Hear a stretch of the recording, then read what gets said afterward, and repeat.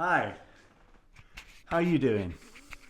Well, I thought I'd follow up from my previous videos with this series of stories. I don't know if you've watched the video that I posted a few days ago about an unbelievable set of circumstances where I ended up sitting next to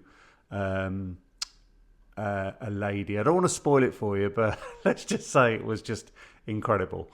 And it was one of those stories that I'll just never forget. But this is a two-part story about meeting two people. I've met a lot of people in my life, famous people and things like that. And this is just part of the story of two of those people. And the reason why I'm sharing these stories with you, because I want you to get an understanding that life sometimes gives you these little treasures, these little magic moments. And when you think that one door closes, another one opens. And it's incredible how life works that way. So the first story goes back a long, long way when I was a little boy. So it was actually 1989. I had an unfortunate incident when I was growing up where my parents got divorced. And it was awful. And that's another video that I've done recently. But part of your parents splitting up is the one benefit of that is that you get spoiled and treated by both sets of parents. So in 1989, my mum decided to take me with her and her new boyfriend to California. Now, I was 16 at the time, so now you've worked out, I was born 1973. I was 16 at the time.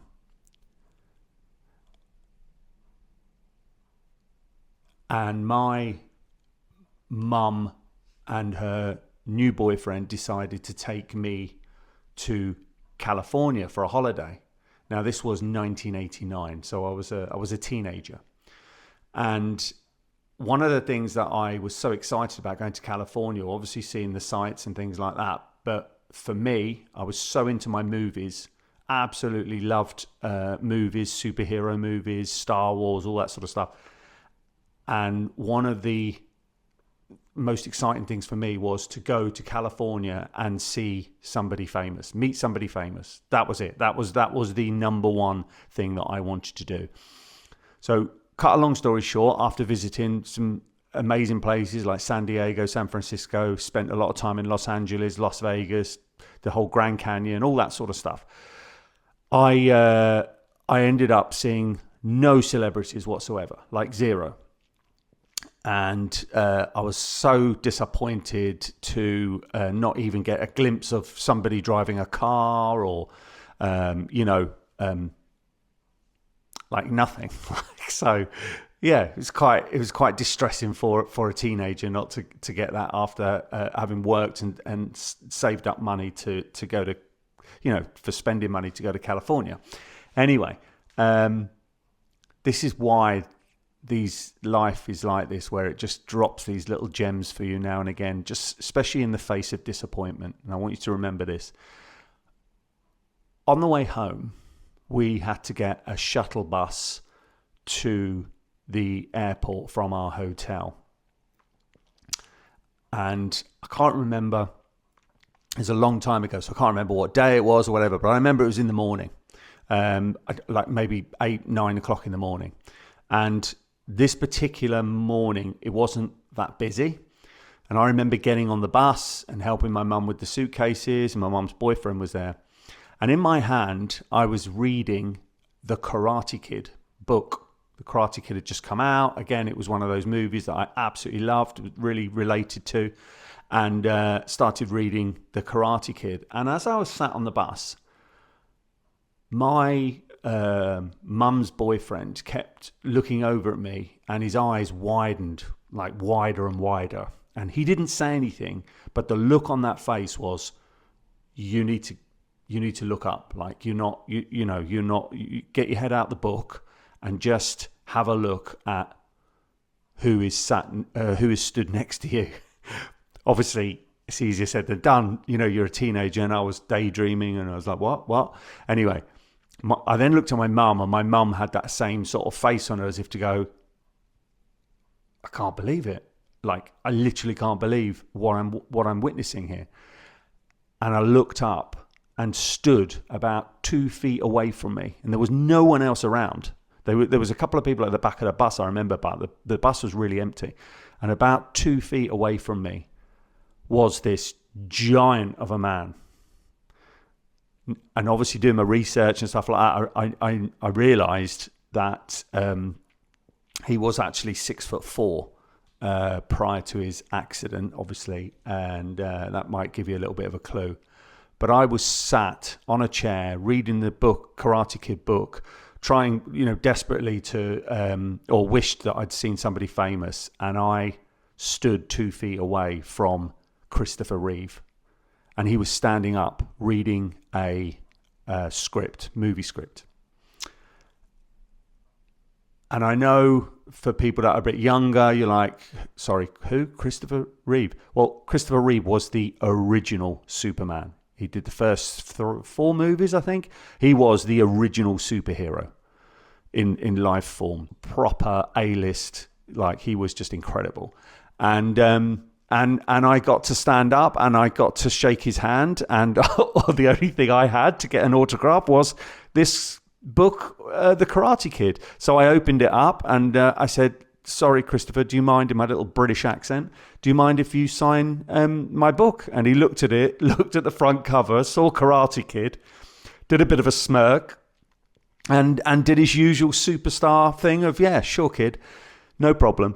And he signed it. And that was it for me. I was absolutely blown away. I had met and spoke to and spent probably about 5 minutes with, on my own, one of the biggest movie stars in the world at the time, Christopher Reeve, the original Superman.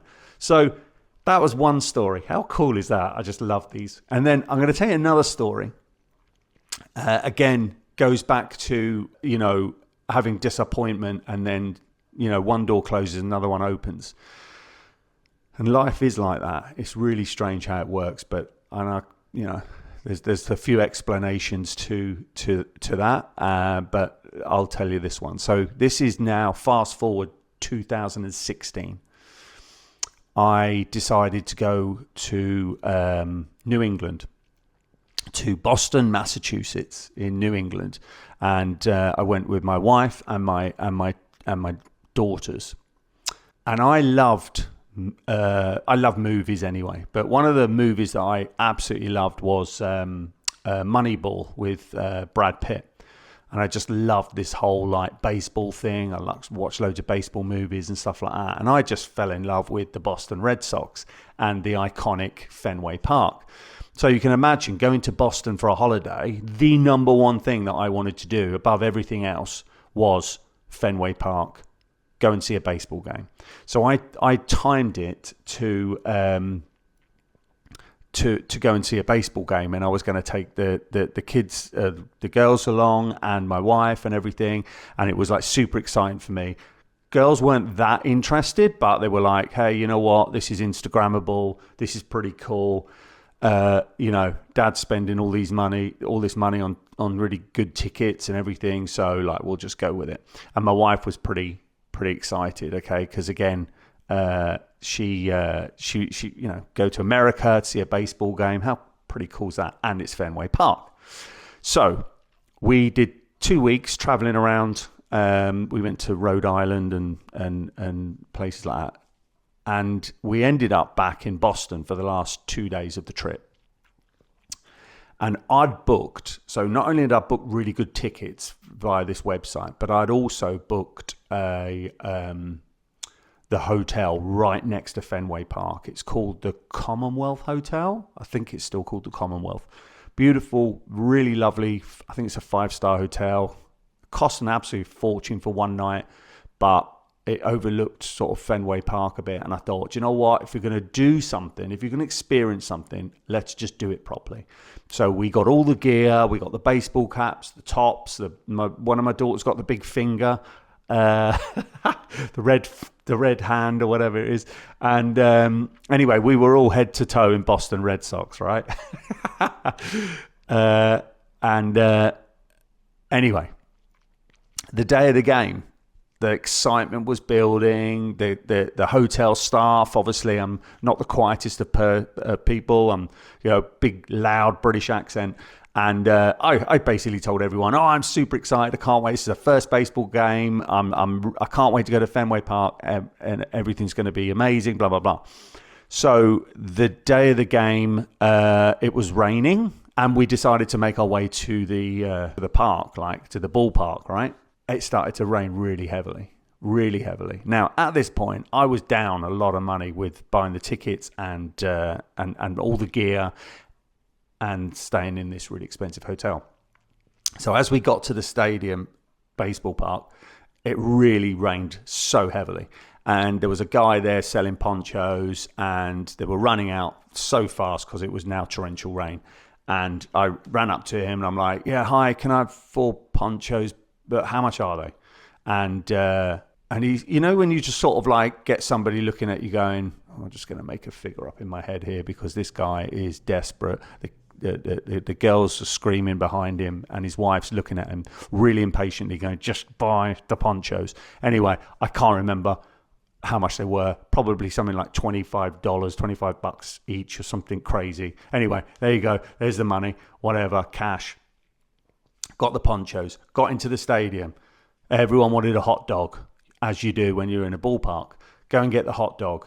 Everyone, like one of my daughters wanted the popcorn.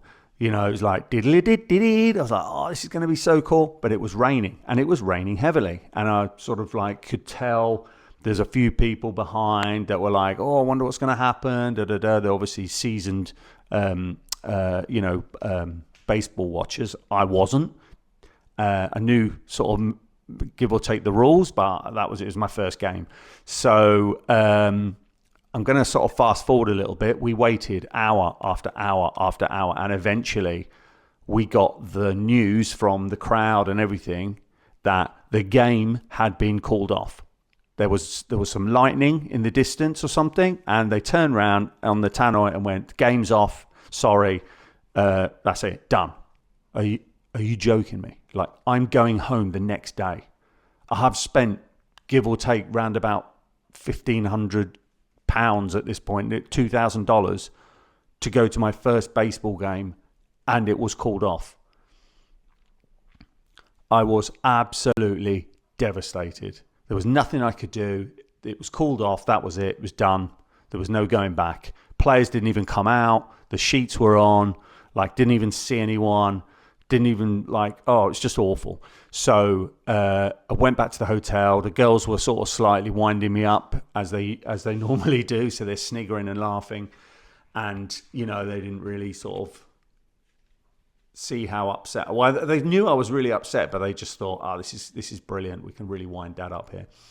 And got back to the hotel, and the concierge guy was like, I'm so sorry, sir. It's awful and all this. And I could hardly talk to him. I was absolutely devastated. Went up to the room, found the biggest bag of crisps I could, opened them up, and just literally poured the whole lot down my neck. I was like, I was just I was so annoyed. And anyway, that was that. Woke up the next morning, had to pack up to go home. Our flight wasn't until about 7, 8 o'clock in the evening. We're only about, half hour from the airport. And anyway, go down for breakfast, and I get a tap on the shoulder, and the concierge says to me, hey, sir, we're really sorry about what happened yesterday. That's awful. We know that all you wanted to do was watch a baseball game. I tell you what I'm going to do. I'm going to give you these 4 tickets. If you can go in the next half an hour to do a stadium tour of Fenway Park, then these tickets are on me. Thank you so much for staying in our hotel, blah, blah, blah. And I was like, wow, that's incredible. Didn't make up for all the money I'd spent, but what a gesture. And again, this one door closes, disappointment, everything. And then suddenly another opportunity, another door opens. So I'm going, yeah, brilliant. Come on, girls, let's go. So we ended up having an amazing day. We went to Fenway Park. The sun was shining. It was incredible. And had a whole tour of the stadium, the museum and everything. And it just blew me away. It was absolutely brilliant, fitting end to an amazing holiday. And right at the end, when I walked out of the museum, that little golden moment, Christian Vasquez, who was the catcher for the Boston Red Sox, pulled up in his red wagon. I don't even know what it was, but it looked really cool. These massive alloys. He pulled up and got out and obviously walked into the stadium right next to me. And I'm like, ha! Now, I didn't get a chance to ask for his autograph or anything because he rushed off so quick. But I just thought, how amazing is that? Like the main catcher for the Boston Red Sox, Christian Vasquez, walked right past me, and I could see crowds of people like going, "Who was that? Who was that?" And I'm like, "Oh wow, that's Christian Vasquez. You know, I've just seen him." And yeah, so that was it. That was like, what a moment for me to have all that disappointment the day before, and then end up getting a stadium tour and also getting to see Christian Vasquez up close and say hi to him. So yeah, there's two stories in one video. Hope you enjoyed them. There will be more stories like this because I've got loads. I've met quite a few people over the years. And yeah, if you like this video or this type of video, let me know in the comments. Like and subscribe if possible. I'd love to grow this channel. It's brand new. I'd love to get it up and running. And yeah, this is all about life. This is Let's Talk Life with Anton. And you know, there's little things like this that I just want to add into the channel. So take care. God bless. See you soon. Bye.